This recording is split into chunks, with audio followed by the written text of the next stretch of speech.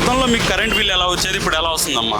గతంలో అయితే 200 కిందే వచ్చేది, కానీ ఇప్పుడైతే 700, 800, 1000 అంత వస్తున్నాయి. చాలా పెరిగిపోయాయి కరెంట్ బిల్స్ అంతా.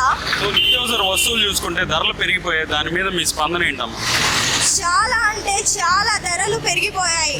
జగన్ సార్ గారు వచ్చి ఇటు ఇస్తున్నారే కానీ రైట్ హ్యాండ్ నుంచి ఇస్తూ మళ్ళీ లెఫ్ట్ హ్యాండ్ నుంచి తీసుకుంటున్నారు. అది మాత్రం ఎవరికి కనపడలేదు, కానీ చెప్తున్నారు జగన్ గారు వచ్చి చాలా ఇస్తున్నారని.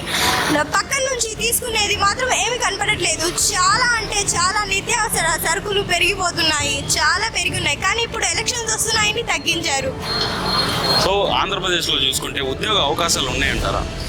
మన టీడీపీ గవర్నమెంట్ వచ్చినాక ఖచ్చితంగా ఉంటాయని మాకు నారాయణ సార్ హామీ ఇచ్చారు. సో నెల్లూరు సిటీలో చూసుకుంటే ఏ జెండా ఎగరబోతుందమ్మా?